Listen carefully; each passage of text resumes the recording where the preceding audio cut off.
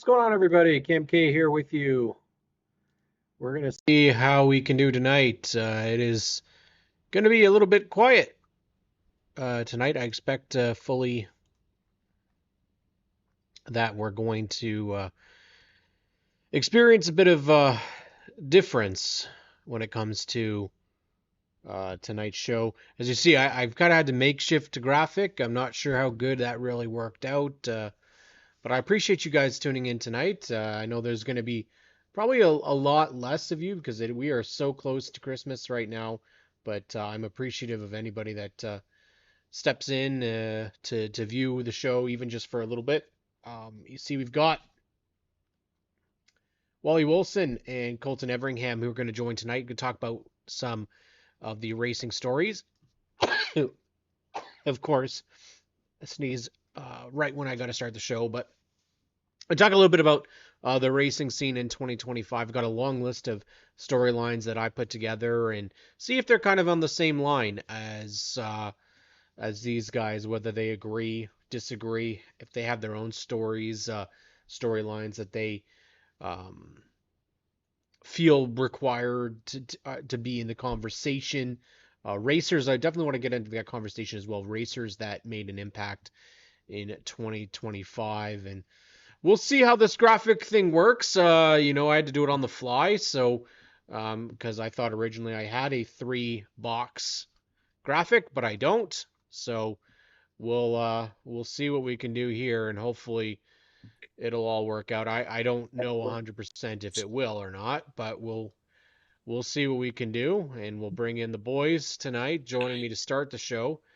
Colton Everingham, Wally Wilson, and you know some names that know a little bit about this racing deal. And I'm going to get you on screen, Wally. Just give me a second because No problem.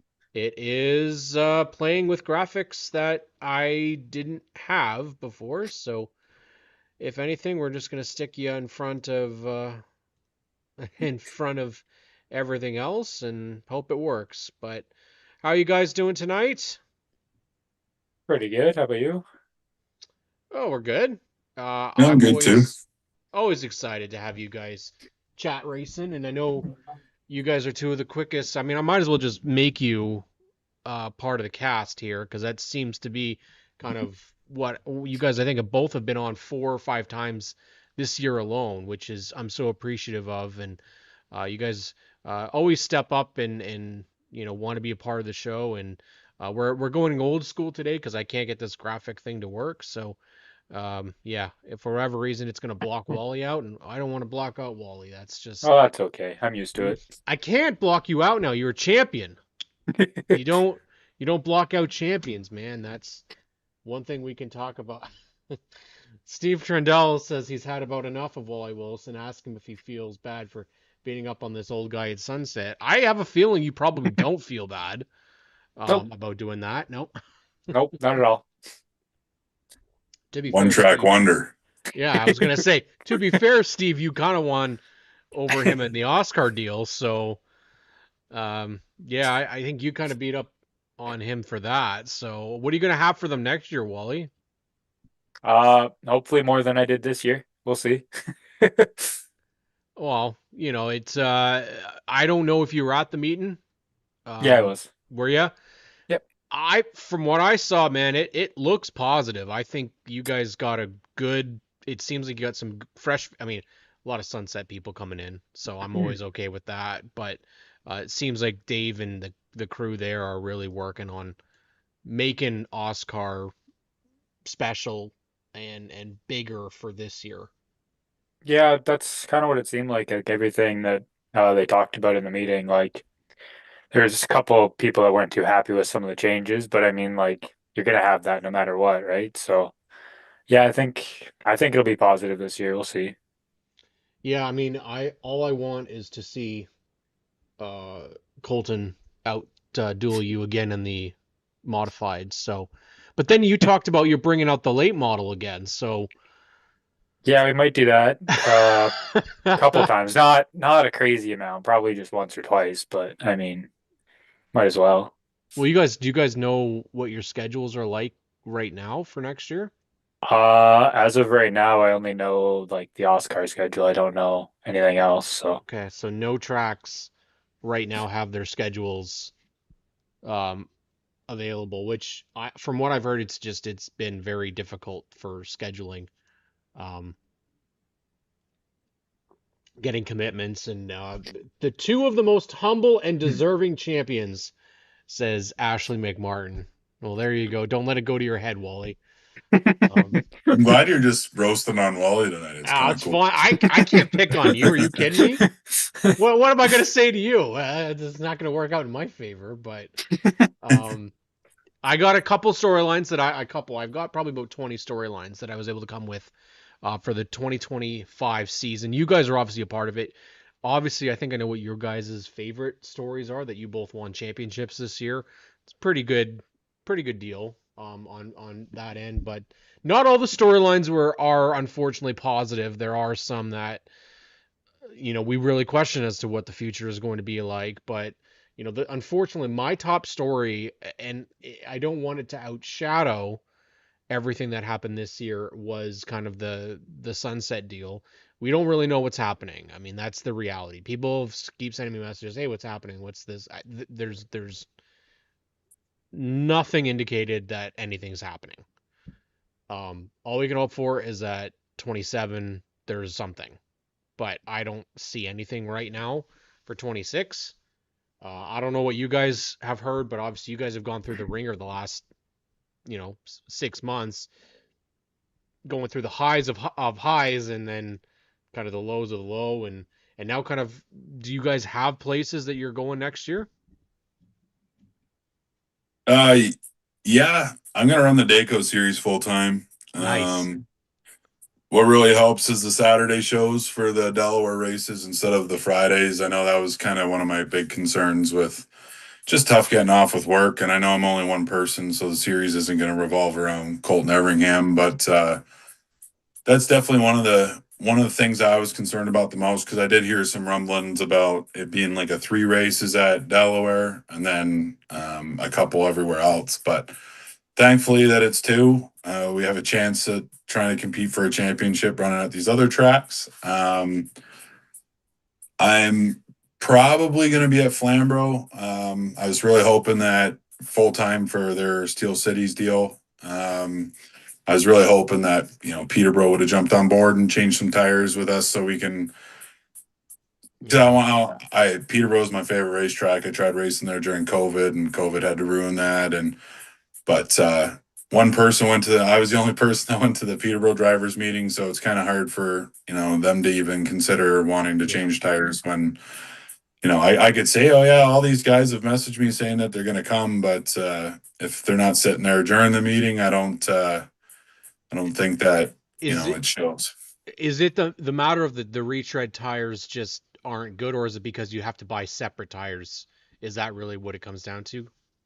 So the way I look at things is, every racetrack in Ontario is on one tire. Peterborough's on a different tire for their super stocks and a different tire for their late models as well.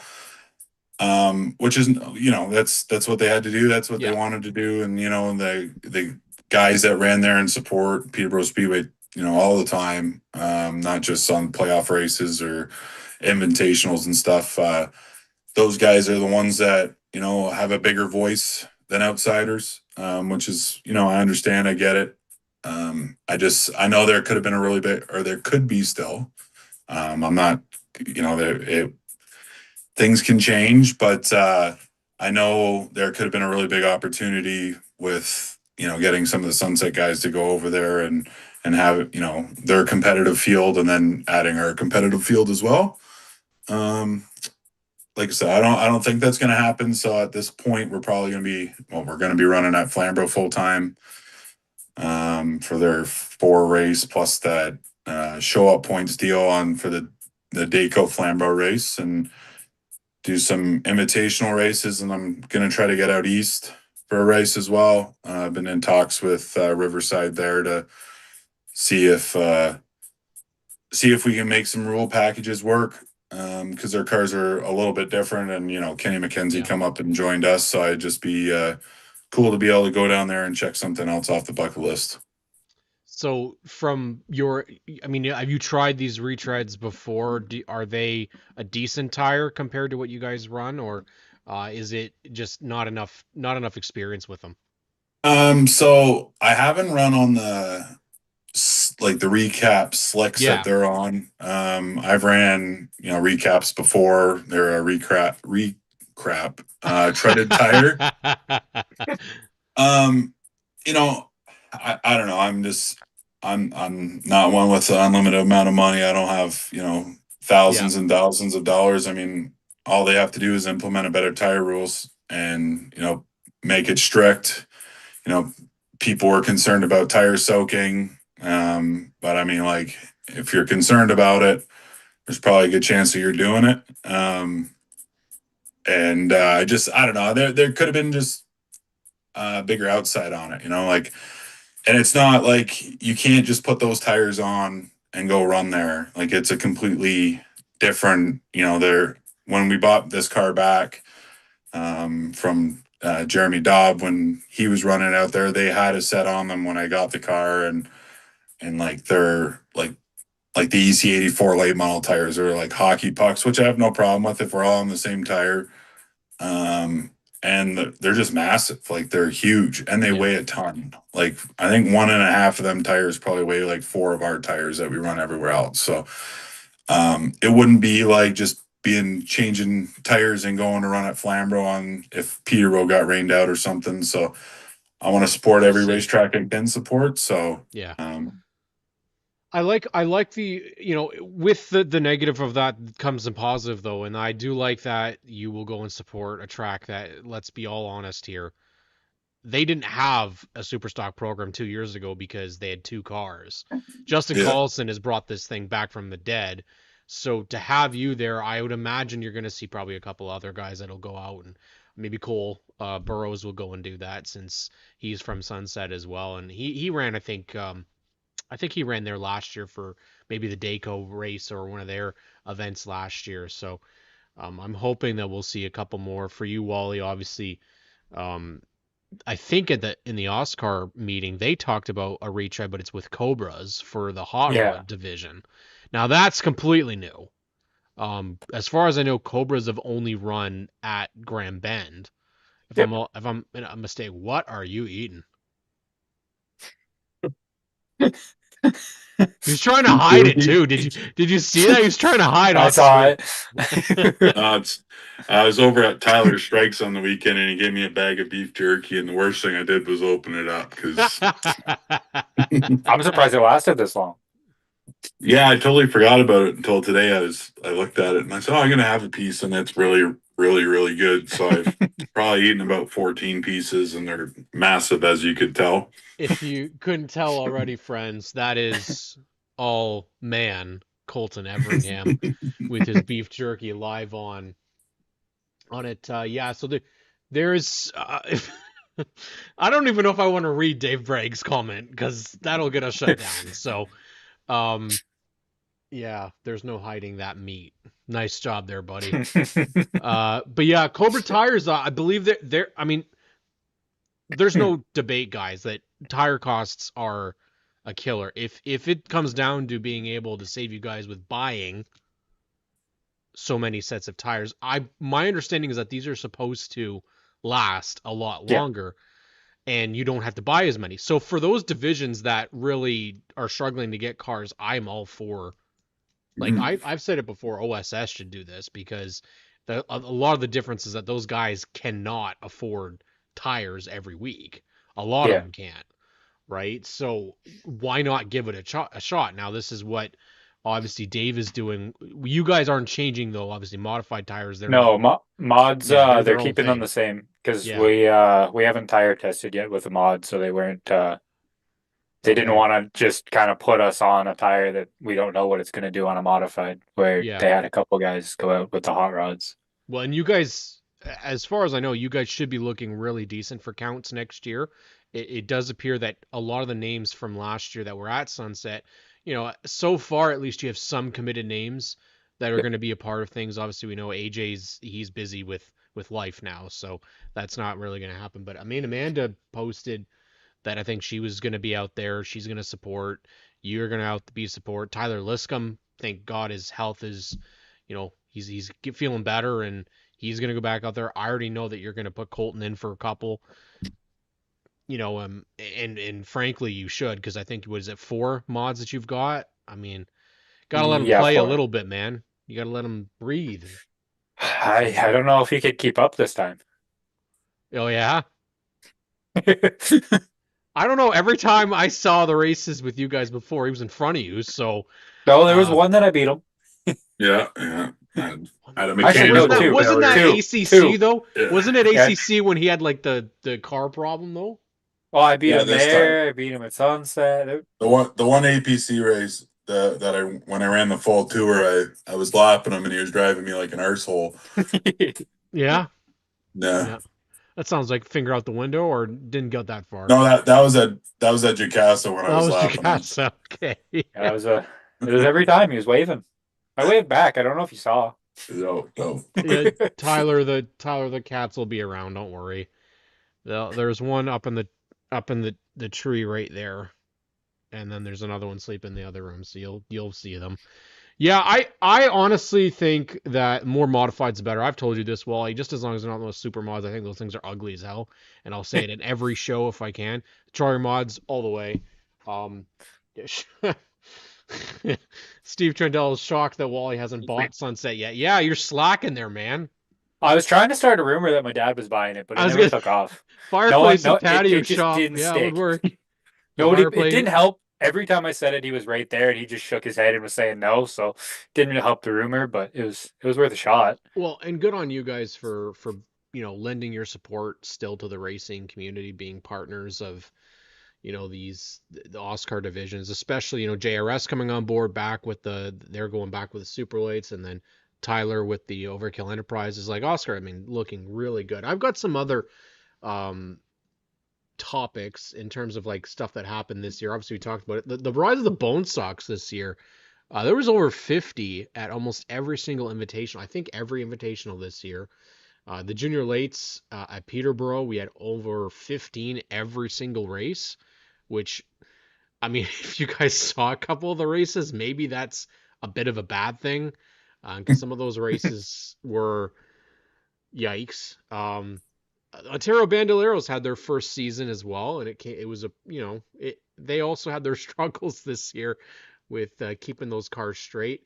One of the ones that I think was probably one of the best stories this year. I'm curious what you guys think, because you guys both know this kid. You've seen him grow up. Davenport, undefeated pretty well most of the season. He was undefeated at Sunset. He was beaten, I think, 3 times by Thomas Gibbons at Sauble, but then he goes and he wins 3 times in Charlotte. And he had only been in 2 Bandolero races up here, and then goes out and does that. What do you guys want to say about Josh Davenport's year in 25?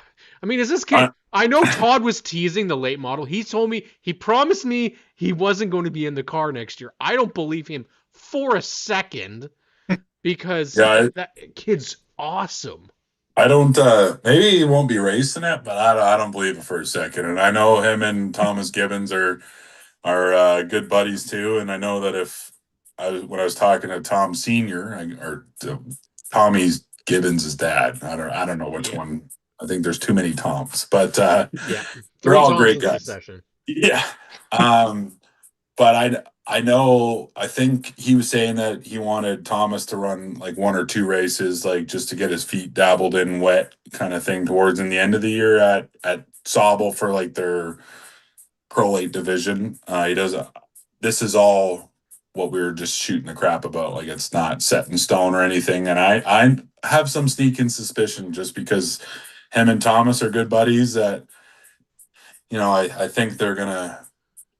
I don't know. I think there's going to be more than just maybe practice in the car. But no, Josh had one hell of a year. He's probably one of the most humblest people I've ever met, and I say it to him all the time. I'm a big Josh Davenport fan. He sets the bar high for junior late model racing, which is I'm a big fan of that division. I'm a big fan of all the kids there. Like it's cool watching them grow up, and and watching them develop every single week. He definitely sets the bar high, and when Josh Davenport unloads, he's going to be a very hard competitor to beat. And all these kids watching, Morgan Moore, Lila Sigma, and Rylan Camrath actually too, and Kid's gonna be yeah, freaking gold. and his Craig's youngest boy, that's Carter, right? Carter, yeah. Yeah, Carter too. Like, He's and another one. there's guys that I'm forgetting and girls that I'm forgetting and stuff, but Yeah. you could tell that they just want to beat Josh Davenport. They don't get discouraged when they see Mhm. Josh Davenport's trailer open up. They just want to beat the best, and right now I think Josh Davenport is the best Yeah. in that division, and definitely sets the bar high. And I just think that he's a really good ambassador for the division as well. I agree. I think in terms of sportsmanship, the James family picked him for our SNS sportsmanship. He did beat Wally for it, but I think I agree with you. Actually, every week I saw him, he was chatting with one of his other competitors. Yeah, Walking they're like around. a posse. I Literally. remember when I did that big dog race at Sunset, and Yes. once they all found out I was actually doing it, they come up to me and there was I think 7 or 8 of these little kids, and they're just, oh, like, are you actually doing it? I'm like, yeah. I said, like, what's the trick around here? And Josh and Thomas both said to me, I think it was Thomas, both said to me, you got to hold it wide open. I said, yeah, whatever. Like, They're right. yeah. I said, you guys are, I didn't believe him. And Josh and I had this plan, but he left me hanging. He was supposed to push me around the racetrack so I could, it would have been really funny watching me have to lift the body off the car to get out of it. And he said that he was going to push me, and he just left me hanging, wanted to lead some laps or some bull crap. But no, all them kids in the junior lights are really cool kids, and it's really cool to see them progress. Yeah, we've definitely seen that. What do you want to say about Josh there, Wally? Honestly, like everything Colton said, like he said everything like that I was thinking. So So like I you got don't nothing even really. you just need Colton to speak for you, really. I mean, that's what it Pretty comes much, down to. yeah. Yeah. It's usually how it goes. I think that I think people were questioning Bandoleros coming in. That was a serious conversation, and people didn't want to see the Bandoleros come in because they felt it was going to take away from the junior lights. I actually feel it's almost a good buffer in a way that once you get a kid that's kind of done with the junior lights, they can go into this division prior to anything much bigger in size. I think like a guy like Keegan Moat getting that opportunity maybe couldn't get into a bone stock or a mini stock or one of Wally's modifieds that he's got, but I know he wants to be out there and he said it multiple times that that's where he wants to go, but this is kind of a good in between division. And hell, I wouldn't be shocked if Wally you end up with a Bandolero in the future just because you've got every race car that exists. We've So talked about it. I mean, like when I was younger, obviously, oh, like okay, okay, I thought you were they talking weren't about big like here, now. and then well now we've talked about it for like my nephews kind of thing, but it just it hasn't really. But the idea hasn't left like paper. It's more so just it'd be cool to see, but Yeah, I mean, never I know. I still think that you've got the junior lates are still a perfect division for starting Yeah, in. yeah. Junior sprints, same with if you go to like Grand Bend, so like the junior sprints that they actually put on a great show. Been very very nice to see those. Lindsay was mentioning it in the chat. Yeah, I think Wally bring back the mullet. Apparently, is the Mike Herniak has said you need to bring that back. So I've heard that a few times. I don't know if I'm gonna bring it back. really, It eh? looks. I mean, Colton's supposed to get a skullet, and I was supposed to also get a skullet, but that never took off because you get too Colton, scared. you got too scared. No, no, the bando thing, like, I wish, a lot of people crucified Sauble Speedway when Sauble wanted to try out their hand with getting the division running up here, and they ended up buying a car for Harper. I think they've had that car for 6 years now, seven Oh years. wow, eh? Yeah, like they were originally going to start. They were going to bring. I know Brittany and I'm sure Paul had a lot to do with it, and Brandon all Yeah. got bando, and just they got crucified, and everybody thought it was the worst thing in the world. But I would almost have thought that it would have been better to have that instead of the junior late models because and I don't know if Drimmy was just selling them that way because he was able to get a deal on it with being, a legend guy or whatever, but I'm like 98% certain and like talking to, Sean McWhorter, like Streamline, him building one, he said like, like the Bandolero route is way cheaper to build one new. Yep. And they have the option to run down south. They can run all over Ontario or, Canada with them and you can go down south and nobody has junior late models. So, I I've heard, and then the other side too is your parts from INX, mhm. and you can travel to the U.S. Yeah. and you can go out east or Yeah, and you can west. restrict them. You know what I mean? Yeah, Like you they're can literally amend everything with them. Yeah, and like also too, like with Peterborough when they had 30 junior late models when it got really big there, and they had Yeah. the pro division and then just the junior late model division. Like you could have had that with the bandos. Yes. Like you could have had a bandit division like what they do down south and just restrict them. You know what I mean? And after a certain amount of, I wouldn't do like an age group. I would just do a certain amount of wins. Yes. But if you have Yeah. prior racing experience, you're not going to be able to be in the bando or the bandit kind of division kind of Yeah. thing. But I think the one issue that I did have last year, and I think many of the parents would agree, is you're getting restrictor plate type crashes in the junior late models last year. I mean, we're not taking. I don't know if you guys saw a couple of them last year at Peterborough, but there very rarely were crashes where it was one car. mhm, There was a couple incidents last year, and even the Bandoleros had one as well, where it took like it was. I think there was a period where we had 6 to 8 cars, and pretty much the Bandos is 8 cars. mhm, So there needs to be, and just for the reality of that situation. I mean, you had Hudson Sellers flip. He lost, I think, 3 digits of his fingers, like completely cut, like completely gone. And when you have the cars going at a much faster speed, the Bandoleros are much faster than Junior Lates. There needs to be something, I think. I agree totally with like the restrictor plate idea, especially when you've got those new kids coming in. We do have confirmation as well. The Skullet is never happening. Dana has confirmed that that's never happening. So just so we put that to bed there. So when the mustache grows in, I'll have a skullet. No beard and a mustache with a skullet. oh well, some of I us don't think he'll do it. aren't that brave. Yeah, no thanks.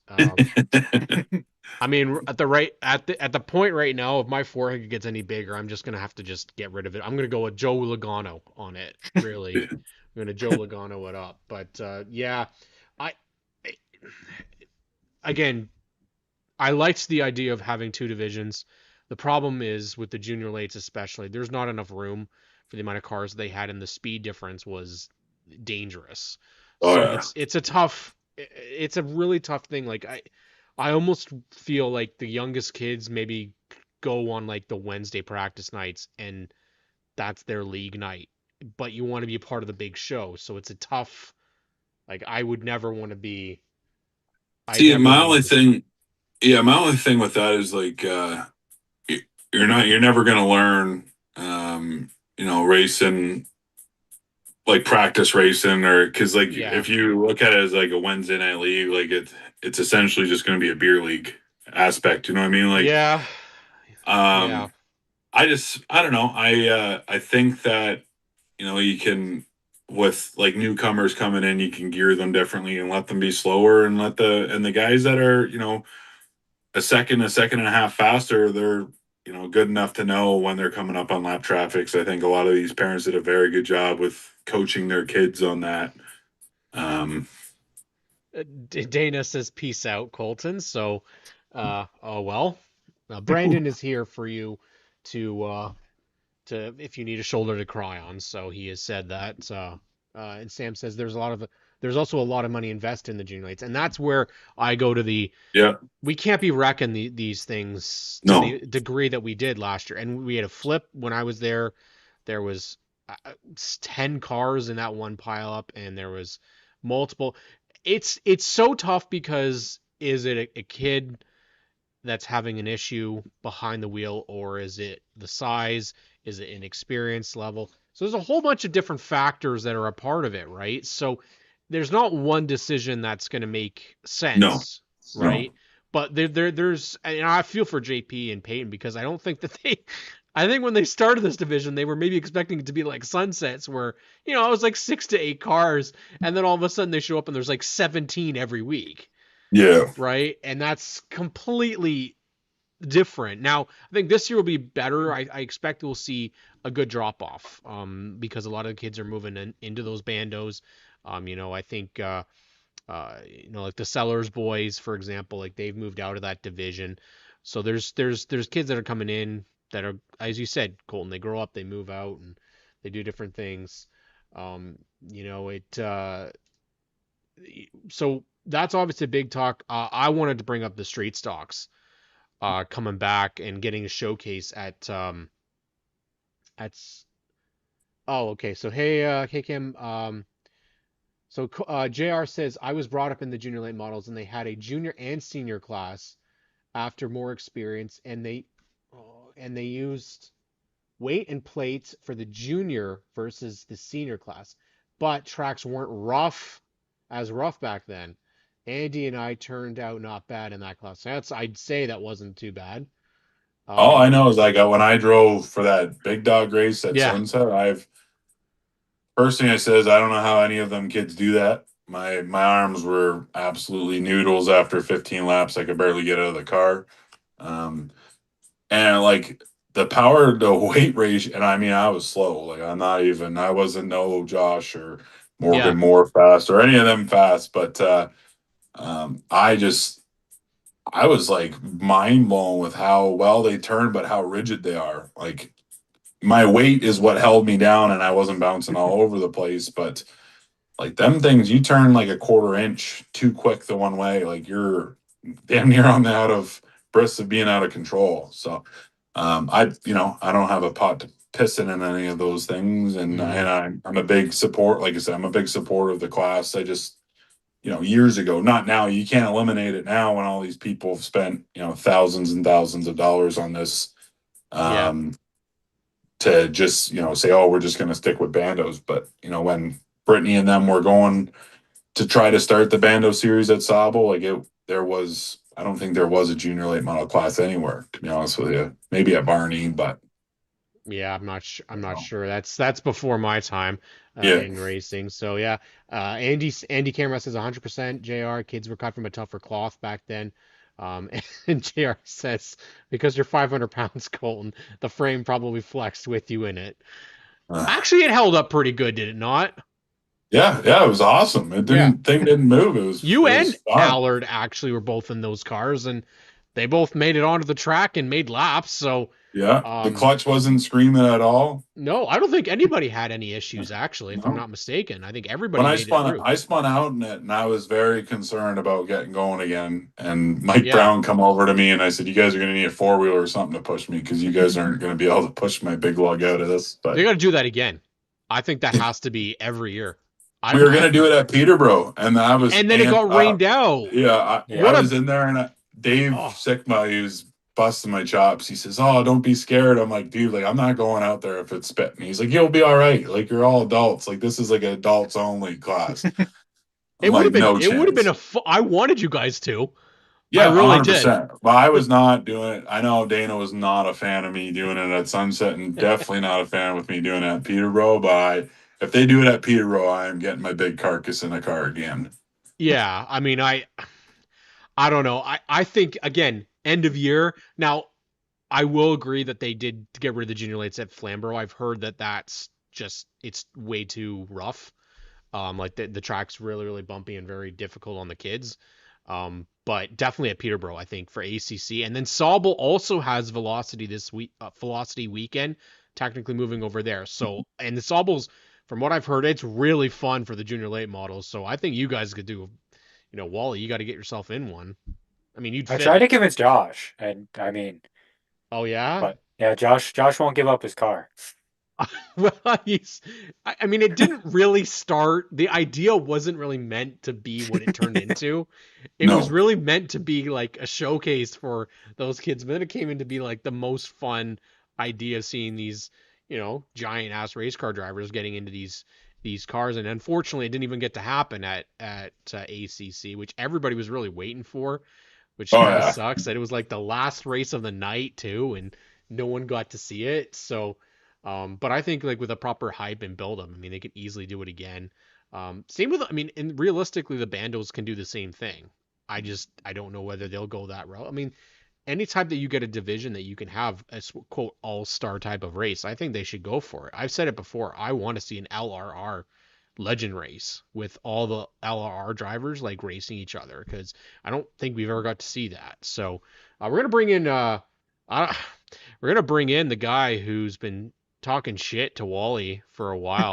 He's gonna join us, and he's the other modified champ. I don't know how we work this. The modified champs are joining the Superstock champ out at Sunset, so we might be. Um, yeah, Jamie Dyson says Wally could very well fit comfortably in a junior late. Well, that's true. Right Yeah, down a speed alley too. yeah, yeah. Yeah, I guess so. I guess so. We'll bring the champ in, Steve Trendell, who's rocking the mustache right now. Like that's a beauty right there, man. Yeah, I like it. My That is dirty. kids absolutely despise it, Yeah. and my wife hates it. Oh, that's Perfect. what I see. That is what I need with a skillet. Like that thing is dirty. I'm just I gonna don't know, man. watch. I'm just gonna watch for the Dana comments for Oh you yeah. saying, yeah. Yeah, she's already put a hard stop to that, Colton. So I don't think that's happening. You wait until she grows in. Well, Are you gonna diet so it at least shows up? I talk crap about Wally all the time, but I always wear his merch. Wally never says anything nice about me. Never. It's a one-way road here. Like, you guys I'd are say gonna. I'm wearing you, but I don't have your hoodie yet, so I can't. I just can't. Yeah, I agree with Feeney. That's a champion's stash right there. That's it's dirty.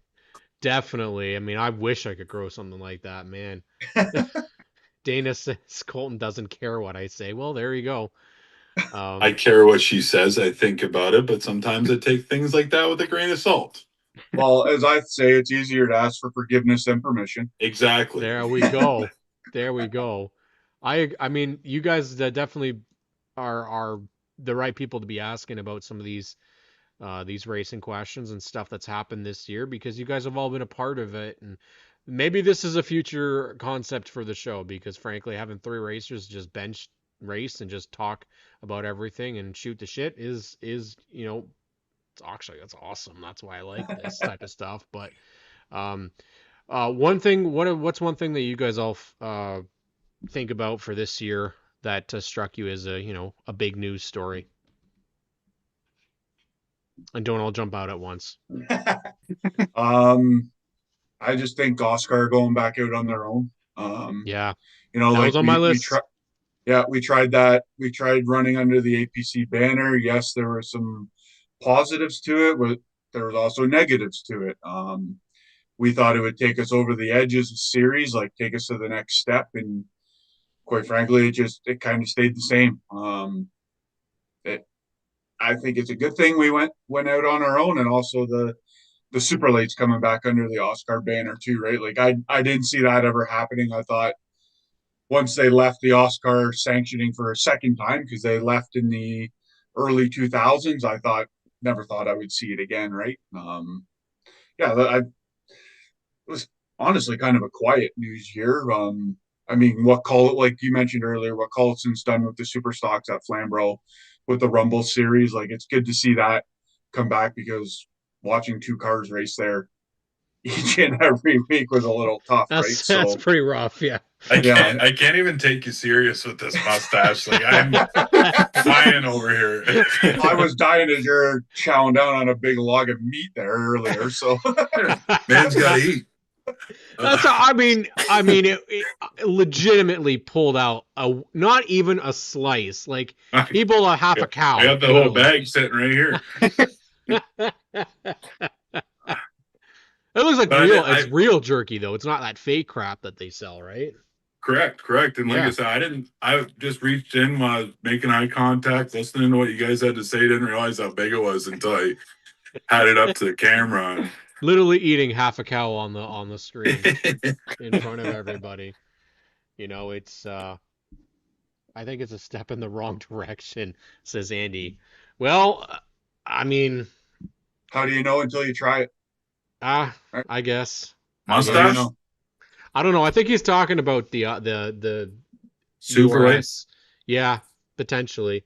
I mean, I mean, I'd love to know why. It's uh it there's not really a solution that's going to work unless somebody just shows up with a bag full. I heard this in the meeting actually. Dave was saying is like somebody that's going to just show up with a bag full of money, to give everybody, then that'll be great. Raced under both banners. Yeah, he would know. Um, try both mustaches. Oh God. The Steve Trendell is going to be the new type of facial look for everybody. I even had like a little scruff, and I got home from work today. I had a shower, and I even shaved it down a little more, make it a little more profound. Oh I shit. hope it stays. I hope that I see you in the first race, and that's what's there. We'll see. My dad did one for November for Grisdale's, and he still got a hold of his. So maybe That's it's the time we thing. bring back the stashes and see what It's happens. not even Movember. He's pulling it out for Yeah, December. like if you Love it. can genuinely grow a mustache that thick and Yeah. like that caliber of a mustache, I would be rocking it 24/7. We'll see. Yeah. We'll see how long it goes. Feeney's got the right idea. You got to get an open helmet for that. Yeah, that's Yeah. that's old school right there. No, I no thank. If I had a full windshield, maybe, but not with a half one. Yeah, But, yeah. I think it's. I'm excited for 2026. Like I put that post out there on the Oscar mod group that there's like I think I counted tonight like 36 modifieds out there hmm that could potentially race. Right now, I know they all won't race because they have their reasons why, but like I don't see why we can't have 15 to 20 a night. Like talking to people at the meeting, like there's a lot of interest in it. yeah. So It's the same. I mean, OSS. I can speak to that just because I've been a part of it, and OSS. There we counted 33 yeah, cars that are out there ready to go, but it's just a matter of getting people out there, right? It's tough to do that, right? And 2026 is going to be odd, not having another place to race, less places to race, and I mean it's going to affect a lot of the schedules too because you're going back to the same places a lot more. Um, there's not really a solution for that either, right? We don't know what the situation is, but I would love to see just I've said it before. I want to see Jukasa Open just so I can see the mods again because I saw you guys race there back in 2019 Yeah. with the Hot Rods and NASCAR Canada Series, and you guys were way more entertaining than the NASCAR Canada Series was. Them You things are just glorified super stocks with big motors. pretty much. Um, I didn't ever got what they really did was so cool, and I think what Delaware is working and trying to make Great Canadian Weekend, which is getting close to, is making an event like what we had there. I mean, the big issue right now is not being able to get names from the U.S. to come up and participate. I know that's what they want. Um, and I mean, is there a way to get a short track nationals going like they did without Kenny Hill? Um, and without a track like Jukasa, like have it at Delaware, is that something that's attractive? I think you're going to need a guy like Kenny Hill or Glenn Stiers, to be honest with you. Yeah. Just, there's a lot, and I'm not, shooting down anybody that's big supporters. Like Castro was huge Yep. Yep. with Great Canadian and stuff, but that money's almost unheard of in Canada. Yep. Delaware did do a very good job. Like we had, I think it was 26 cars at the Super Stock race at the Great Yep. Canadian. Huge incentives for to do the double, the Friday, the Saturday. But you just need a guy that's loves racing, and like I said, Delaware's really trying to do their best with it. Feels that It's way. it's Yeah. just it's just tough. It's tough because Yeah. guys down south, yeah, like if it's $50,000 to win or something, I think that's what's gonna kind of pull you in. I just the problem is too is like our pro late model rules to their pro late model rules are completely different. They're allowed bigger motors, like built Chevys that we wouldn't run up here. We don't have up here. Cambered snouts, cambered rear ends. They're allowed shifting. We're not allowed shifting up here. There's just like so many variables. The weekend that Jacasa had was it was more so of that weekend, and a lot Yeah. of the guys up here conform to those rules so they can be a part of the biggest show. Uh, it's just one of those things, right? You miss it once it's gone. And we weren't into the Ontario really racing scene. I was really into just NASCAR Pinties at that time. Was when we first started our motorsports coverage was specifically for that series, and that was the first event I got to see. Actually, the Wally was in that race. I remember distinctly. I don't know if you were in that. I don't think you were in that, Steve. Right? 2019. You wouldn't have been in the series then, would you? No, I was still in the The CVM at that CVMs. point. But Yeah. like Was we did Wally buy the modified to race. We only bought an Oscar mod to go race Tucasa. That's it. That's the only Damn. reason we originally bought one was just to go race Tucasa, and COVID happened. My stepmom had other ideas for our racing program at the time, but I mean, money talks, right? If there's somebody that put the money up, the cars are going to show up. Like Yeah. regardless, the Pollards and the guys down south, if it was 50 grand to win, they're going to build cars to come up here and race. Like Yeah. that's they'll do it because that's what they do. They race for a living and they can come up, make a quick 50K and go back home, right? Like stop at Seneca's on the way, pick up a car and drop it off on the way back home. Yeah. Pretty Um, much. it's the same for every division across Ontario, across any racing, right? If the money's there, the cars will be there. But unfortunately, the deep pocketed owners are far and few between, and you can hope that Steyers will have something to do with Jukasa. I've heard rumors that maybe he would build something out at Oshwegan. Like he talked about that a couple of years ago, but yeah, it takes a guy with money and who loves racing, and unfortunately, there's not really many of those rich Not a guys lot of around, them right? left, eh? No, there's only Paul Wilson from Fireplace I was Patio, gonna but say Paul yeah, Wilson. Yeah. Yeah. yeah. That's, You're very right about that. at yeah. the at the banquet, we might have been about 30 Ryan Cokes deep, and I'm pretty sure I had him buying Stoddy's late model for me, but I think Wally kind of ended that. He never said no. No, he didn't say no. He never said no. I don't think he's got a hold of Stoddy, but he never said no. Speaking of Stoddy, finally got that APC championship. He's been with the series since the very beginning. Do you guys have any other stories of guys who? Yeah. Okay, Feeney. SNS crowdfunded Speedway. Okay, yeah. If I get crowdfunding, I'm using it on myself. Um, need to be able to afford groceries. It is one of those things that it takes guys sometimes years to finally reach kind of the level of a champion. Josh has been with it since this is the very beginning, really, and it took him this long to finally got the championship. And then Dayco, oh man, what a heartbreaker for Carson. I don't know if I've seen something like that so bad on the. I mean, we can say like NASCAR, but that doesn't really count. In terms of Ontario racing, what a shit end for Nagy and surprise for Lane. So, what are you guys' thoughts on that? Well, yeah, you go Honestly, first. it sucked to see that happen to Carson because like he did everything right that race. Like Lane had nothing for him that whole time. Like Lane had a great year, but like Carson just ran that race perfect. Like he never put himself in a bad spot Hmm. up until the end. But Did we find out what happened? Was it mechanical or was it? I can't even remember uh, how the contact happened. Was it there just? was I think there was contact in like turn three, and then it Yeah, just kind of stemmed from there. And like everybody's going for it, right? Like it's the last lap. No one's gonna lift, right? So it just kind of I don't think anyone was really at fault. It just kind of everyone came together all at once, and yeah, unfortunately, two guys ended up wrecked, and one lost the championship because of it. yeah. It was it was a rough end to that season. Obviously, another and Colton, you're. I don't know if you should be exempt from this question because you're in this division, but is Carson Nagy the best super stock racer currently in the province?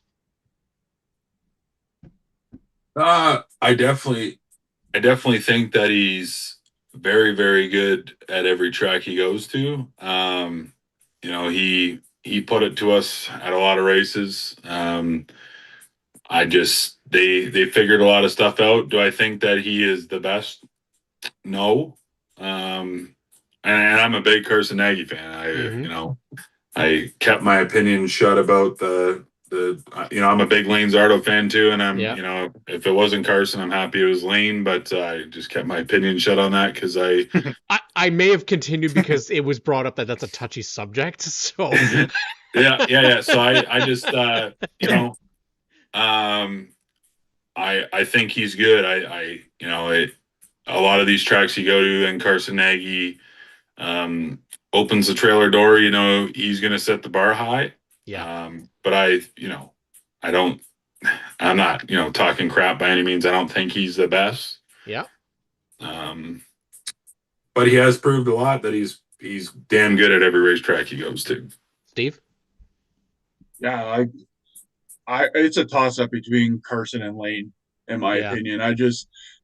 You watch Carson's just good everywhere. Lane has his tracks where he's good, and like you watch him at Delaware and he struggles. And there's somewhat races I watch him there, and I just scream at the TV to get that damn Ford out of there so he can be more competitive at the Yeah. Delaware, right? Because he's got to run that extra weight, and momentum's a big thing at Delaware. And he just, for some reason, that car just it doesn't work well there with that package. But he goes to Sunset, he goes to Peterborough, like he's fast, but just I just think Lane, when Lane's on, Lane's on. I just don't think anybody can beat him. The Grubs got that car; they know that thing to a T. Like, and Lane's a hell of a wheelman. No matter what you put him in, he can win in it, right? It's tough though. It's a 50-50 between those two. Yeah, Yeah. it's tough. And then you always want to see Colton run a little bit better and be up there challenging with those guys, and because he can do it. Like he's been there before, and if everybody hits the struggle bus a little bit, but Colton's one of those drivers that when he's on, right? So Yeah, and that's on the my super list too. stocks are always exciting, right? Yeah, it was on We'll my send list you as the well. check in the mail. we need to buy tires, so that's good. Thanks. No worries, pal. Well, funny enough, on my list as well, I do have Colton Everingham. Initially it started out as just a return to victory lane, and that's really all we thought when I started the season was, hey, this is great. I was pissed because I wasn't there, and I've yet to see Colton Everingham win, so maybe that's the special ingredient, that I'm not at the racetrack and you win. Ashley got to see it every freaking time this year, and I didn't get to see it once. But also got to put in the Trendell restart of gold, which didn't look like it was going to lead to a championship because you were having problems at Delaware. And then That's saying I pulled a horseshoe out of my ass that day. well, you've got the look for a cowboy, so you definitely pulled. Yeah, you did. I mean, honestly, if that wreck does not happen, that championship is a little different because it probably goes to Dale Reinhardt and not you, right? It was the day was done. Like as soon as we took the green flag in the feature, and like I got to six and just watching Dale set sail, I was like, oh well, this sucks. And like I forget whose trailer my dad was on top of, and he took his radio off, he climbed down off the trailer, went to ours, and just started putting stuff away because he wanted to get the heck out of there and get home. And yeah, it's always a saying about me that I thrive when there's chaos. And like that one caution, I passed Dale for the lead, coming to the Yeah. line for another caution. I don't know, man. It's just don't quit, don't give up, and stuff. Good things happen, right? Like if Dale won that championship, I would have been happy. He was more than deserving. Yeah. But yeah, I'm glad that we could at least make it exciting for those the first first 25 laps were boring, but I'm glad the last 5 laps were exciting. I wasn't gonna say it. I wasn't gonna say that at all, even though it was true. Yeah, it was. It was you guys. Wally. Where were you in that race? Just riding around at the back. He was in the pace car. Yeah. I figured, I didn't want to steal Steve's thunder. I just kind of let him go and just watch him drive away. I was gonna With say you Wally, everybody couldn't else. have brought just out a think you're at caution for him Sunset every earlier. week. He didn't ask. Yeah, he didn't ask for a caution. Okay. Just Yeah, I just mean, pretend you're at Sunset every week. You'll be fine, man. well, you did have success last year at Delaware. Like you'd started up front, you led some laps. Yeah. What's the difference? I Not Colton in the just car? Is that what it is? just that last race, for whatever reason, no matter what I threw at the car, it would not turn. Like we just had nothing. Like we were Sounded just like what you off. had, Steve, right? You couldn't get the car to turn. Well, yeah, Winnebago in a windstorm. That's what that sucker was like all right. Like I watched the race back, and you watched me go into like turn 1 and 2, and I'm sawing on the wheel going through the corner. Like I had no idea if it was loose, tight, no clue. At least you made the broadcast. I was too far back. That's right. Yeah. I think they talked about you when Wally. the green flag happened and that was it. Yep, that was it. That was it. That was it. That was it. Yeah. Brandon says his favorite moment was the year seeing Wally tell TJ he was #1 with both hands. I need to hear this, Wally. Where did he have a? Well, that it was at Colors, and Was that Colors? it was at Colors, yeah. TJ, he was fast. He was aggressive, and unfortunately, my motor was laying down during that race, and it just happened. It was a few short laps after he made contact with me that my motor blew out, and it just kind of he was driving by as I got out, and he just kind of just said, "You're gonna finish second." Quality. And then he did. Quality statement there from Wally Wilson.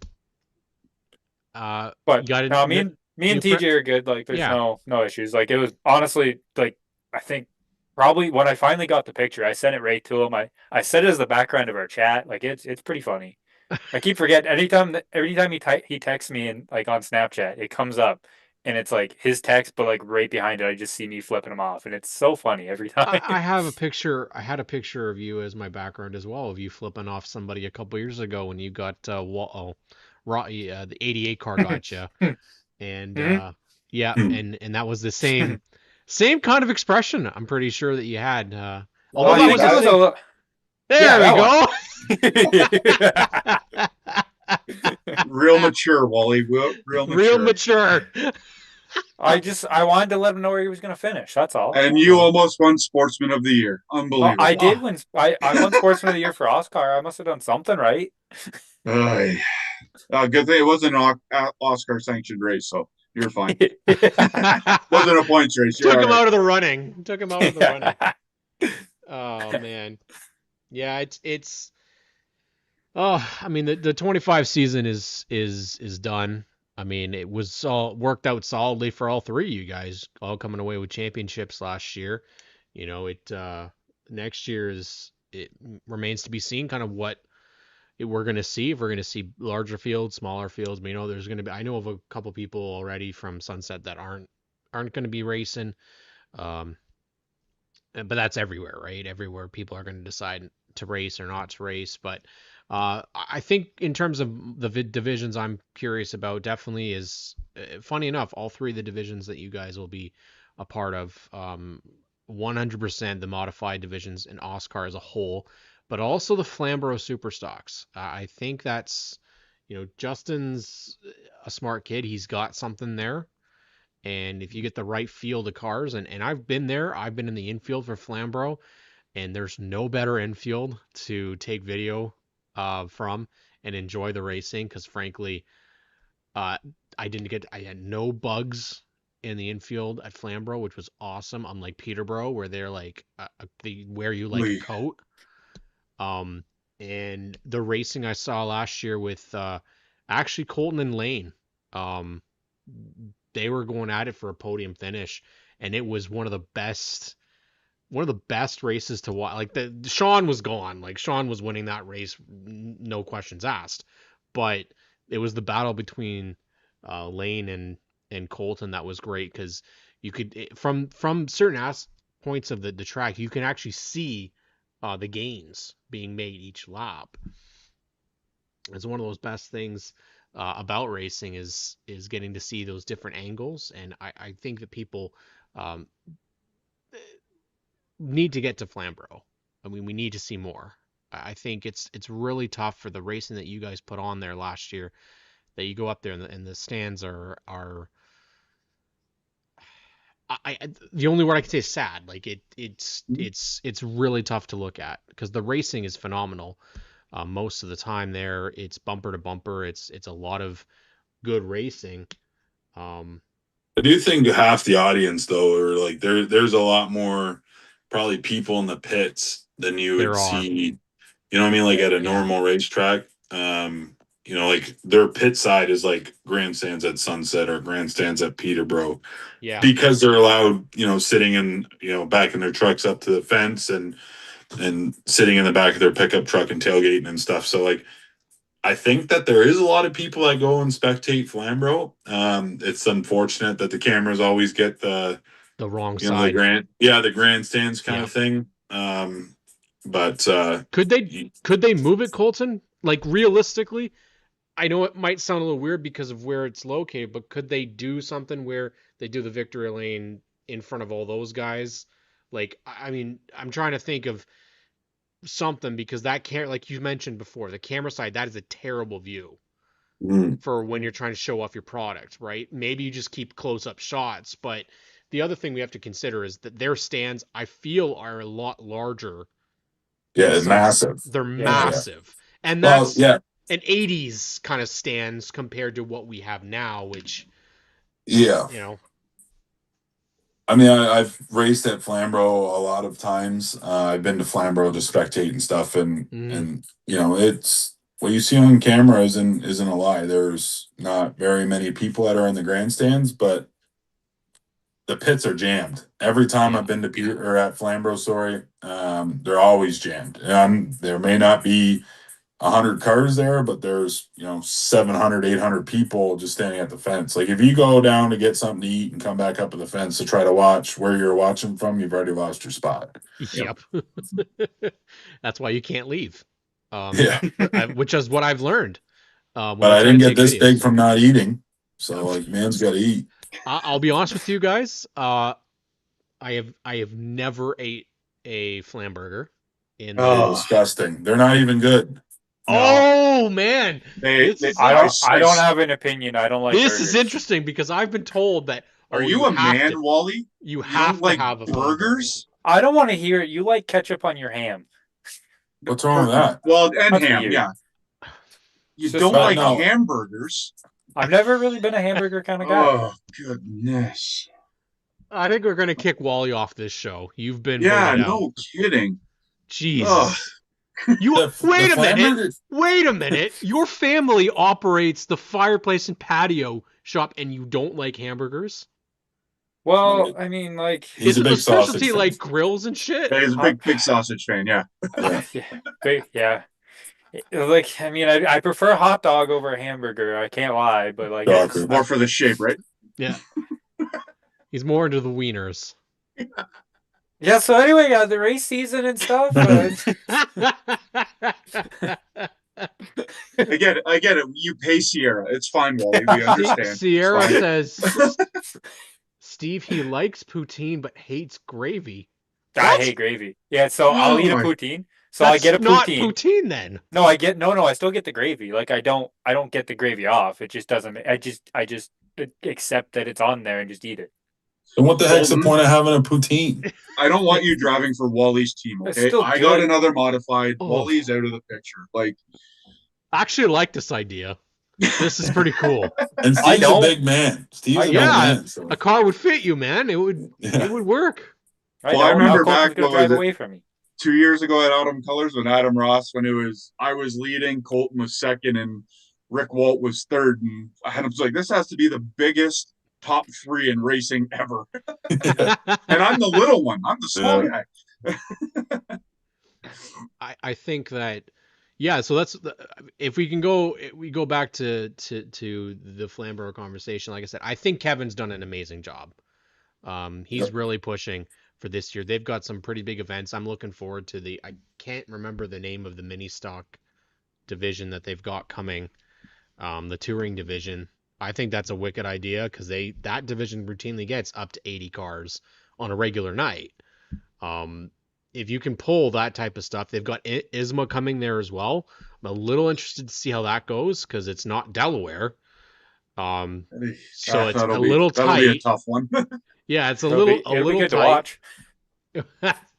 Yeah, I mean, but again, I applaud them because they're trying. And I know one thing that Kevin Small, the announcer and promoter, has talked about, which I think everybody can agree on, is 42 races for pure stocks is overboard. Um, No way. Them races are the best races I've they ever seen are, at Flanders Speedway. they are. They need to be racing for $15,000. Yep, $1,000 to start them every race that I've seen at Flamborough, 9 times out of 10, I should say, I shouldn't say every race, has been awesome. I remember running a bone stock for David Rockwood and slicing and dicing 5 wide coming from the back. I had to go through the B main because I wrecked somebody by mistake in a heat race and coming from the B main, and then I started 29th, and I think I finished 7th on a green to checkered. Just it was awesome. It was the best race in them. So underrated at Flamborough Speedway with the bone stock. absolutely, absolutely. Like for me, tracking, I love my stats for racing, Mm. and when you go through it and you're like 40 odd starts and they've got 27 top 10 finishes in 44 starts. You like look at that. The NASCAR Cup Series doesn't even make that many starts. Like no other racing series has that many. Um, Yeah. do you guys like the double features?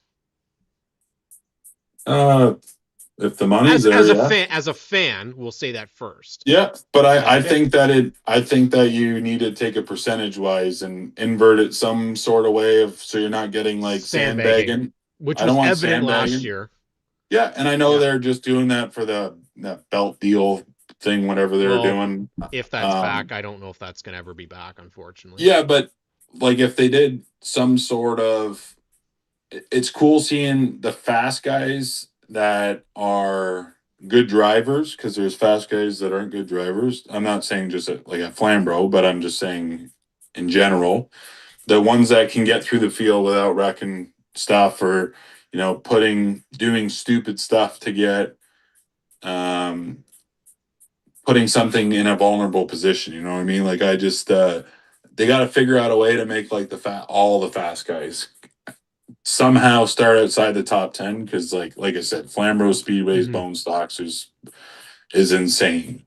Yeah, I when love when them. I ran the CVMs at Flamborough, we did double features our last like 2 or 3 years. We were at Flamborough, and at the start of the year, you'd pick your chip for the first race, and then basically the better you finish, the further back you started. So each night we wouldn't pick. So if we had like 12 cars, if I was leading the points, I would start anywhere from like 8th to 10th, and then you would race your way up. And if you won, they inverted the lead lap cars. So if you had 10 cars on Yeah, the lead lap, if I won, I would start 10th. 10th yeah. place would start on the pole, right? It just, I agree with when you're inverting lead lap cars, it's got yeah, to be, it can't be, and it can't be everybody, right? no, because then you're getting into the thing of, the Wally Wilsons of the days that were 9 seconds off the pace at some point in their life. And Well, Wally Wilson of Oscar Travel Series, but yeah, yes, that's fine.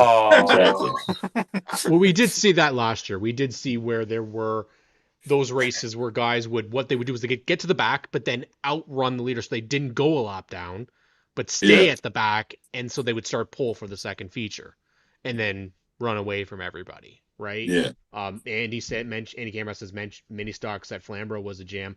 I love mini stocks anywhere.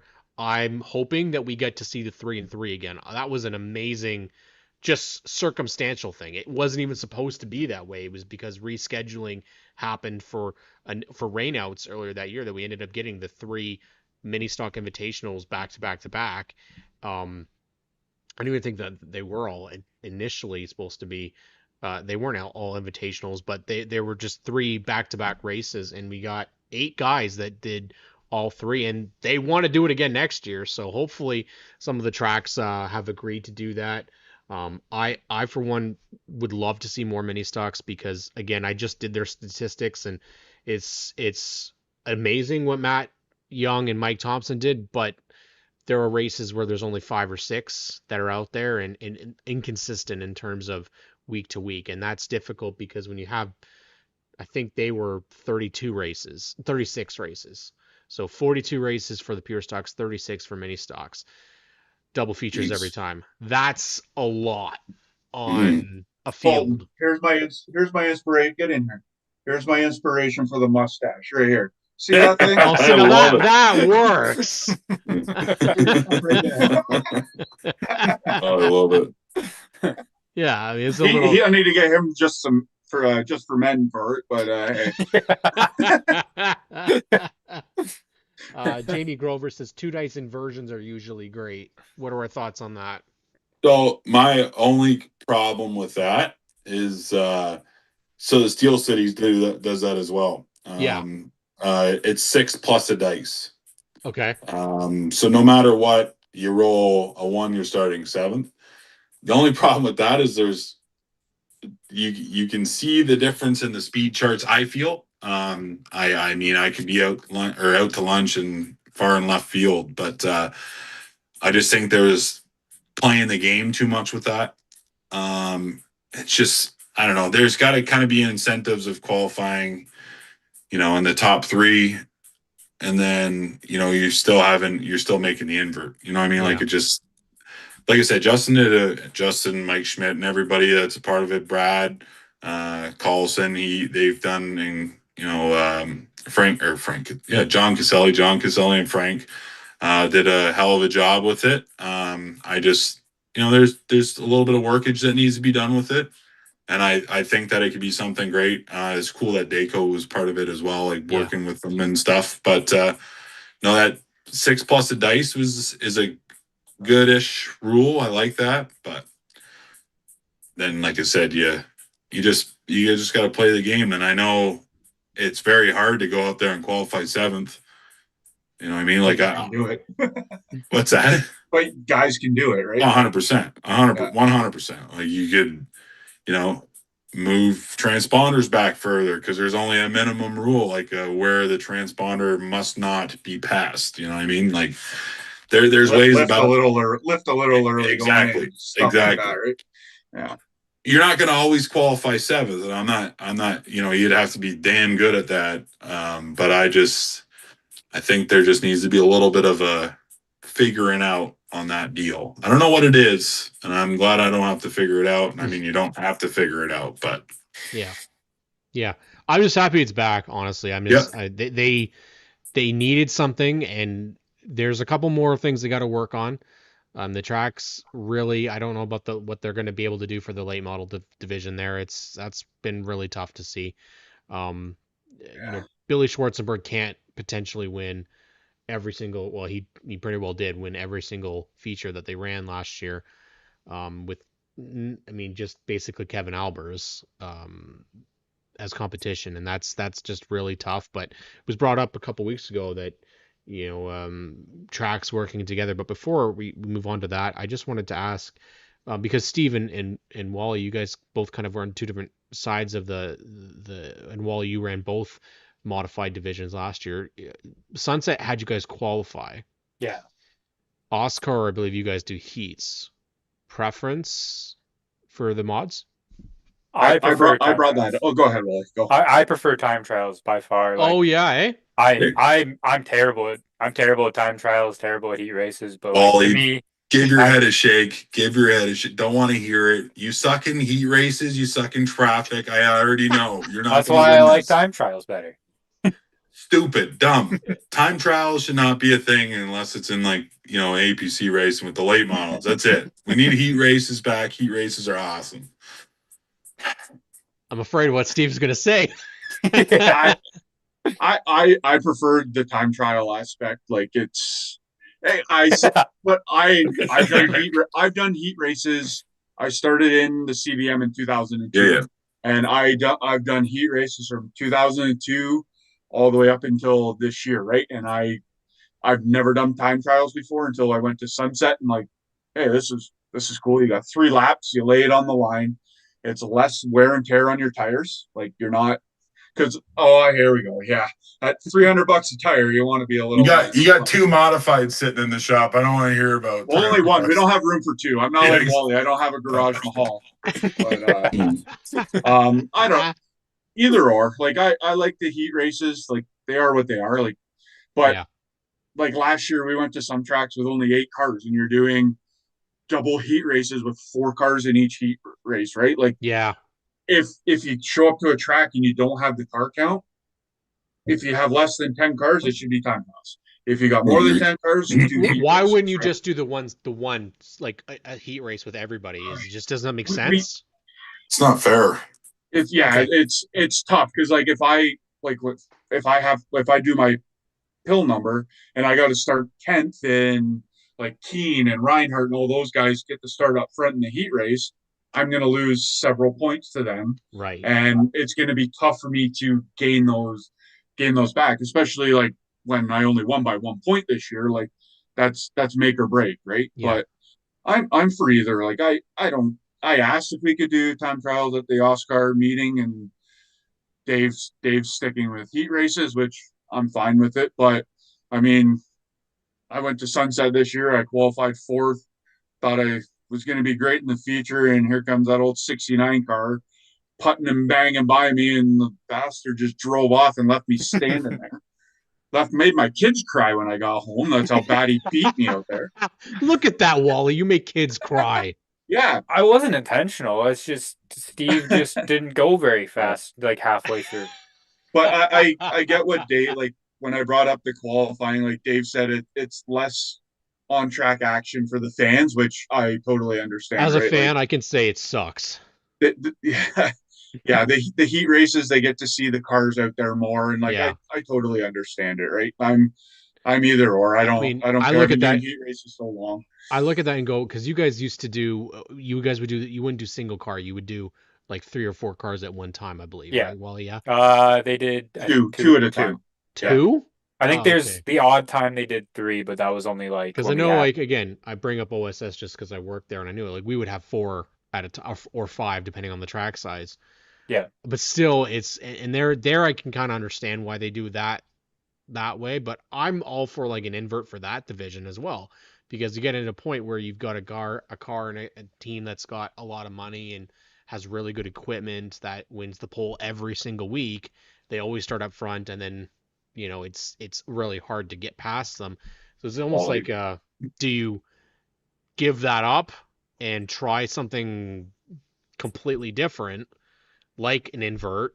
Or I don't think they would ever do heat races. I think that's a terrible idea for that series. So we have trouble doing 100 laps green. So, but Oscar runs 2 heat races. I would prefer to see time trials than a heat race, says Steve McCaw. So you're not alone. It must be a Steve thing, but I agree with what Steve McCaw says. Hey, yeah. I agree with you too, Colton. I'm either or. Like I'm whatever a the big series Steve decides, McCaw I'll fan, do it. so Right. yeah, Well, I think we're But all Steve McCaw fans. Maybe, yeah. especially Steve after what happened at Delaware this year. Without Steve's spin, then the other Steve would have had a really, different end to his season. So I think that's the positive. We're got a really strong audience tonight. So apparently I need to have celebrities on with me more often, because uh, you guys are making some great conversation here, and we've got a good amount of people tuned in It's tonight. got to be Steve's mustache. I think Oh that's yeah. what it is, man. It's clearly not mine, and it's because I like can't grow to that for the life of me. just to add into the like the Flambro thing to build the crowds Yep. up. Like I think they need to do more special things for the fans to get them in. They need to do Yeah. $40 car load. If you got 7 people in your car, that's $40 to get in. All those people are going to spend $40 in food, right? It's there. They need to do more fan friendly fan friendly things. Like when I was a kid there running around, like they had a junior fan club there. So you go, Yeah. you'd sign up and you get a gift bag with like all the drivers would put stuff in it for you. And like, it's just, Like a Halloween type of thing, like go around yeah, and give like the a drivers. Halloween Yeah. thing. Like you would Yeah. go, you'd sign up and it was free. And they give you like a grab bag and it had autograph cards, like koozies. I had candy and stuff. Right. And when I was 8 years old, that's all I wanted to go to Flamborough for. I wanted to get the candy. I Like, remember it distinctly with Cascar was always that mhm, I'd come home with a bunch of hero cards and autographs, pictures, and they used to have the yeah, cars all up on the grid for it. Peterborough I still think of as being one of the gold standards for their because they dropped the price down to toonies, yeah. right? Like and there I mean I'm not trying to harp on any of these tracks here, but we have to look at the cost for fans as well, right? If the Mhm, food's Yeah, no, costing you 100%. if the food's yeah, costing you $30 and then it costs you $30 a person to get in, yeah. And then like like I go to Merrittville like the odd time I've been to yeah, Merrittville, and it's 2.5 hours and the show's done. Like some of these tracks are starting at three, like Sunset sometimes it start at 3 o'clock in the yeah, afternoon, and the last features roll like coming off the track at like 10:30. Like yeah. that's you can't keep the fans' attention that long, right? Like No. these tracks really need to tighten up their programs and like Is it that's the thing, right? You got to keep the fans engaged. quality over quantity Yeah, is I think the main story here yeah. because I think that's where perhaps we're losing this kind of Delaware does it. Delaware Mhm. has four track divisions Yeah. and I think on a regular basis they don't have more than three if I'm not mistaken on a regular night. I think there's only one night they have four. Which is like the champion or their Yeah, opening night, I think it is. Yeah. opening night, I and think then opening night. they have King of the Hill if like you Oh count that as a yes. class, but Yeah. it's Yeah. not really the same. Like it's still good, but it's not the same as like Maudsley's got those minivans just humming there, and it's like oh $200 to win a minivan Yeah. they for Yeah. love King it. of the Hills. So those are the Yeah. best races in Yeah, they just Delaware. like these tracks just need to do more to keep the fans engaged, and it's tough when fans have to spend $30 to get in the front gate, and some of Yep. these divisions only got 5 cars, right? Like Yeah. Yeah. the late models are the premier series at Flamborough, and they have 4 cars. Like Yeah. it's that's a big turnoff, right? Like that's like Well, I why do. am I spending my money to come here? Like $100 as a family to come here, and what am I getting in return, right? Like That's what it comes down to, though. Is everything is about return. Why would we spend the money to go out when we can spend the money on a streaming service and just watch TV all weekend, right? Or exactly. do Like a something. rain out happens, and my dad and I sit in the garage on a Friday night and we watch 7 hours of flow racing Yeah. because it's there. Like we don't need to Yeah. go to a racetrack anymore, right? Yeah. I can stream Delaware, I can stream Mosh Regan, like I can Well, sit and at home and do it, right? that's the plus that I think tracks need to get on board with. Even if they don't want to do the streaming, which is that's perfectly okay. But the track tune thing, the app. Mm-hmm. I mean, I don't know if other people use it, but I listen to that shit every weekend when I'm I coming home listen from the to I listen racetrack. to the Gold Rush on the way Yeah. on the way to work and at work because I Yeah. work nights, and Yeah. I listened to it at work while I was walking around on the floor, right? It Like gives me just old school vibes of Racetime Radio because Racetime Radio used to broadcast all sorts of Yeah. races, they right? used to So be on FM radio too, they did, broadcasting the yes. races back in the day. Yeah. Yeah, That must have been before way before my time. Well, Colton, I am a little bit older than you, buddy. yes, and I think I am too. Dad and I, we used to leave the racetracks after we were done racing. We'd put on the FM channel and we'd listen to the All Star race on the way home from The the track. Performance Racing Network is what they used to have Yeah, on the AM as well, and you could yeah. listen to the race. No, I used to you What's still AM don't race or AM what? AM radio. Well, Oh, come on, I'm younger than you, and I know what that is. I hope he's joking. That's all I care I hope about so right now. too. He better be I joking. every time I get in my dad's pickup truck, he's listening to that old people garbage, and I switch it all the time over to FM. Old people garbage, eh? Oh, Where gee. where else am I supposed to get my news on the way home from work, Colton? AM 570. Okay, that's where I get my news. I Just mean, look on Facebook; it tells you everything. oh Oh yeah, yeah, just yeah, yeah. don't forget it's always true as well, right? Anything that you read on Always, Facebook is the absolute Exactly. truth, always. and you should take it right to heart. Every Like single thing. like Andy Camrath bought Chenoweth Super Late, so he's going full time Super Late model racing. You heard Oh, it here first. Yeah. yeah, because and I've heard a lot of other things crazy, like Wally Wilson's, going late model racing. Oh wait, was that true? Never know. I mean, it's Uh, currently on jack stands in pieces, so no at the moment. Mike Schmidt gonna break some news here that some actual news that the pro late model news for 26 is coming very soon. John is working very hard on a game plan for that division, which is good. And I mean they seem to Absolutely. know. They seem to know I that. think they need to be like once a month. Like they Oh need to yeah. race Oh five, yeah. 6 times max. Yeah. Like they can't be racing No. 12 Every times, week. right? No. Because they lost another car like Rick Burbage. Yeah. He sold his late model and he bought AJM's modified, right? So Oh, that's good. That's a good yeah, car. so like that modified will be out. I don't know full Sorry, time, but Wally. that's another one That's that's coming out, that's right? another one. So That's Rick Burbridge is going to be fun to watch then if he's coming modified racing because yeah, so yeah, that's good. They've already got it torn down right to the bare chassis, almost like redoing everything on yeah. it. So they're Well, I working mean, on it. I can tell you from my experience at Frostfest, that was the first time I'd ever been to a Frostfest, and I've loved it. I thought it was such a great event. It was long, long, long. We actually left before the pro late finished because the last pro late feature finished just because it was I had to work the next day. Um, but it was a long, long, long event. But as Colton said, I don't think I've ever seen the pits as full as Oh, they were.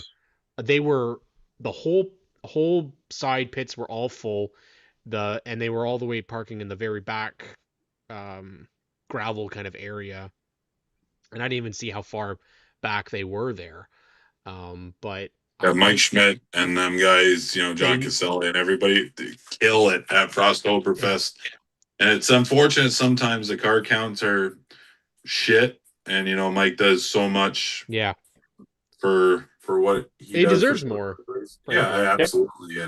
And 9 times out of 10, all the payouts are really good payouts. Yeah, Um, it's just it's cool to see when people want to support what Mike Schmidt and John Caselli and everybody that has a hand in it for those big events.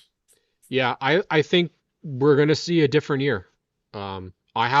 I'm not telling you, Kevin. I've had Kevin on the show for I think 3 appearances, and I really like what they've got in Kevin Small. I think he's got a lot of ideas to try and help Frank and John with this new kind of era for them. And we've talked about Brad Holmes at Sauble. Like they are going through a complete renaissance and resurgence there. And at last count, and not officially, but just through my own uh, bugging people and trying to get news and statistics for next year, and um, their bone stock division is looking huge for next year. They've already got some upgrades in terms of people coming for their late model program. The legend cars that they have coming as well sounds like there's new interest there. Um, and they've just started the new hot rod program there as well. So there's the one thing I remember that Brad talked about was that he did not want to compete against Oscar. You want to work with him, with them. Yeah. Such a refreshing thing to hear in That, racing is that that's tracks what I need to like work about together, divisions need yeah, to work together. It might be difficult, but that's what needs to happen. yeah. Like I liked how like Sunset, Oscar, and Delaware, like they all worked their races out, so they weren't on. Sure, Delaware and Sunset did their double header weekends, but nobody Yep. had conflicting dates. Although Wally dad probably had to take a mortgage out on the business to keep racing there, but like Yep. I would hate to see your tire bill after this year, but like that's good, right? If the track works with other sanctioning bodies, then that's good. And like I'm excited for them to like basically take over the at Sobel taking over the velocity weekend that was Yeah, left in from Sunset, right? Although it might be snowing up there and Well, it doesn't snow that early. I I think won't be that going. could be. Well, are we gonna go swimming, Wally? We can go for a little We can go dip in swimming. the I'm down to lake. go Yeah. swimming. We can go swimming. It's not that No, far. thanks. There's a really good pizza place. There's an arcade. Like there's all sorts of stuff at the beach we could do. Yeah, It but no, sound it's it good. it feels like that's going to be a really solid move. They got the Hmm. beach party that they're doing there, and then they've got Velocity Weekend. Like they're doing some really really big things there. Mhm. I'm curious because we really don't have a lot of track news yet for next year. Flamborough is really the only one, and that's been kind of announcing a lot of stuff, and Yeah. they've still got a lot still that they have to kind of talk about. But boys, we did, this is 2 hours, so I know we could all go longer, but we'll leave it while the iron's hot. But let's just let's wrap it up with kind of I'll throw you a couple questions just as somebody that you think is going to have a great year in 2026, and it can't be one of you three. Uh, Any um, division, I'll say that. Any division. You can go with one name or a couple names. Go ahead, Wally. You know everybody. Oh, uh, I think Ray Morneau is going to light it up this year. I I think agree with Good that. choice. I think there's a lot of stuff wrong that they found. Unfortunately, like 3/4 of the way through the year, Hmm. that were significant stuff that were hindering Are performances. you being paid in desserts to say that, or? I just wish I got desserts. Uh, yeah, I think he's definitely going to be one to watch. Yeah. Brady Smith, he had a hell of a job and did a hell of a job, sorry, Yeah. in the car that he was running. I don't know if that partnership that with the what he ran at the 300 is still like a deal or whatever. Either way, Hope so. regardless, he had a hell of a year. It's he's a humble dude, just works by himself kind of thing, and it's cool to see the success from him. Um, Carson Nagy and whatever he decides to drive, I think he's going to do all right.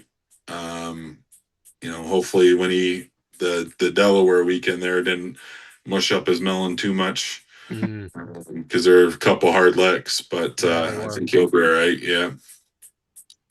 And I just Good, hope good Wally choice. Wilson gets on the gas pedal at Delaware Speedway because it's horrendous watching him there. Well, you need to get out there and show him in Steve's other mod. Yeah. Yeah. I think it's going to be fun to watch Trayton like essentially taking over Steckley's ride in the APC, right? Like seeing what Kyle did in that thing over the previous couple of years, and Trayton stepping into that, and like Kyle sounds like he's going back to like his own Hmm. deal, like with his dad and stuff. So that'll be interesting to see. You know, I am a homer for the modifieds, right? Obviously, so like there's a lot of things like I want to see Wally like get up there and run better, right? Like I keep telling him all the time he needs to come in with that attitude that he had at Sunset where nobody can beat him, right? Like Hmm. I show up to the track and I just feel like nobody can beat me and I go from there, right? And Wally just he he's got the car, he's got the talent.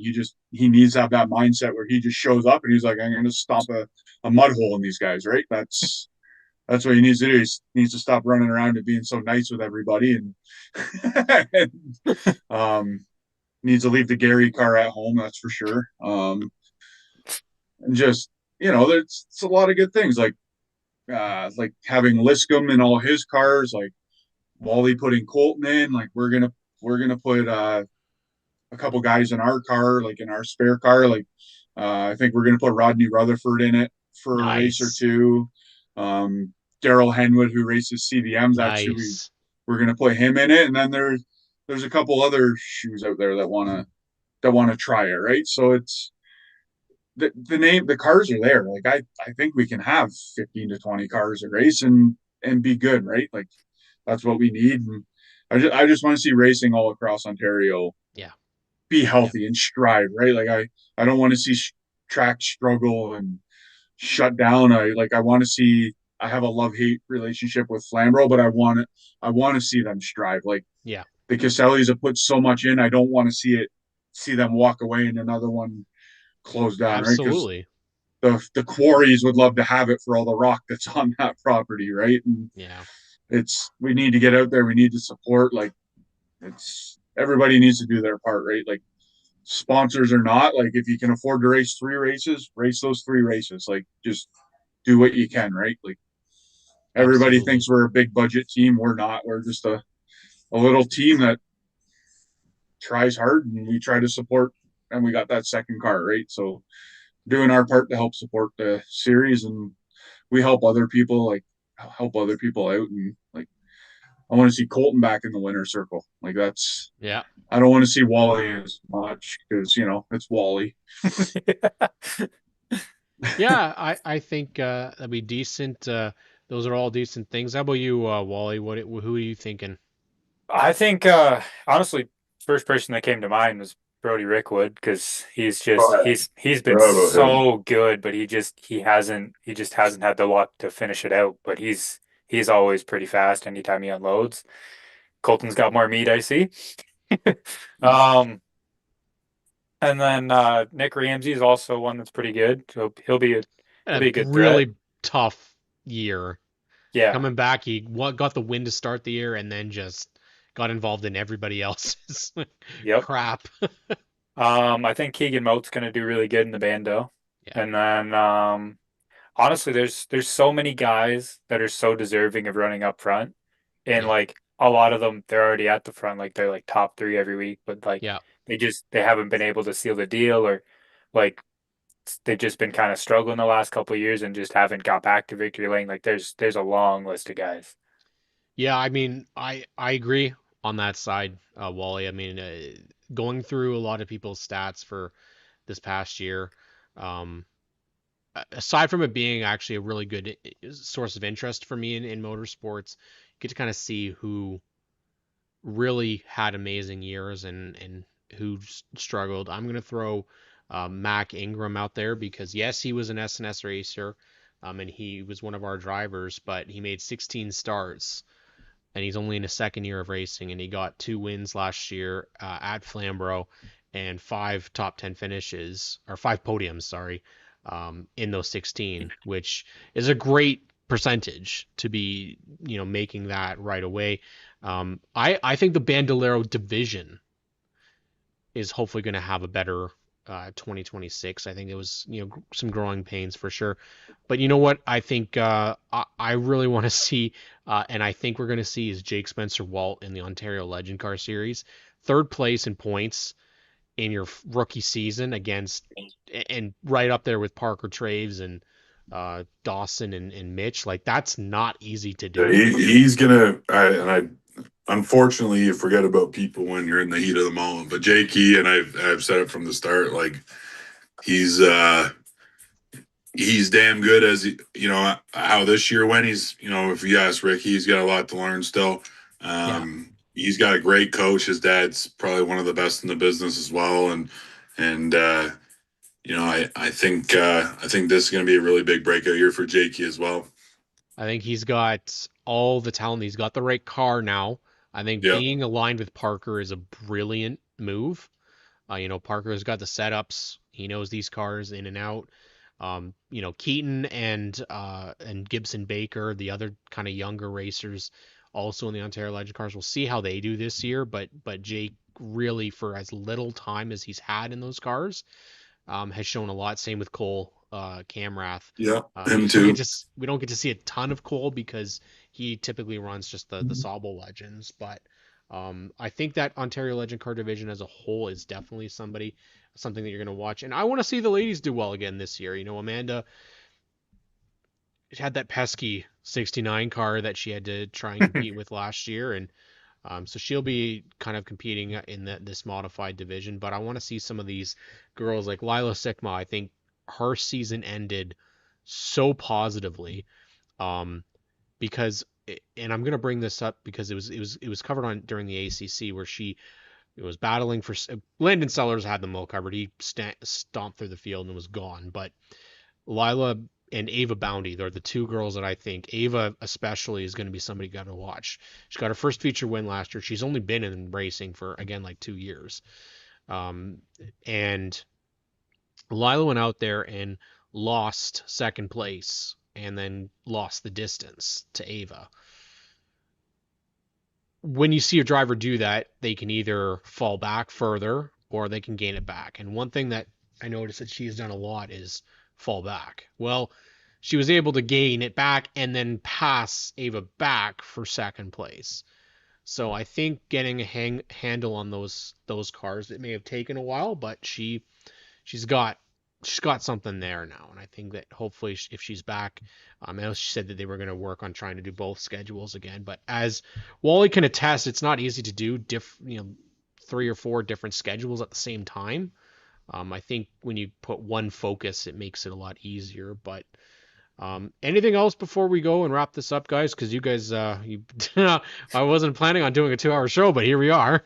So, anything else you guys want to say before we go and wrap the show up tonight? I don't know. I think we've covered a lot of the bases. I enjoy being on the show. I just shoot the crap. It's kind of fun. Yeah, I think this might be something that we do in the future as well, because it's easy to try and do the formal interview shit, but I'm not professional media. I don't do any of that stuff. I just like shooting the shit with racers that will tell me the truth, and they'll speak their mind and say exactly what they feel. And, I mean, it's important that we do stuff like this so that we do, like you said, mentioned, Steve, is that we want to have racing in the future. And the more the people know, it helps everybody. And I think, a lot of people, for example, there's people that never seen Wally Wilson race, but they know the name. A lot of people know Colton Everingham's name. A lot of people know Steve Trindle because he's the champion now, right, in the modified division. So it helps, and we want to keep doing this this show and this program here on GeForce TV. And it's Colton's bedtime, so we're gonna wrap it up. But thanks to Steve Trindle, Wally Wilson, Colton Everingham. I think you'll see a bit more of these guys next year, because I was really happy with how the show went. You guys got a good dynamic, so we might have to have a couple episodes with this crew and just let you guys take over, because he's got to bring the mustache back. Well, that's a requirement. It's gonna stay for the time being. It ain't going anywhere. It's got to stay forever. Like that's like the requirement. That is the look. I'll get rid of the beard and get my Just for Men's like I did last year in jet black mustache, so we can have a I kind of like the mustache. skullet idea. I like the skullet idea. I'll do the skullet if Colton does the skullet. Mm. And as the host, I'm going to just remain good looking. So we'll do that. But thank you guys for being here. And thanks, everybody. We're under 100 subscribers away from 21,000 here on GeForce TV. So leave a thumbs up and subscribe if you can. And we'll catch you all next week. Thank you, guys. I really appreciate you guys. I wasn't expecting to have guests, but you know what? You guys made that probably the most watched show I've had all year. So good job. And I really appreciate it. Okay, guys. Happy holidays. Merry Christmas. Okay?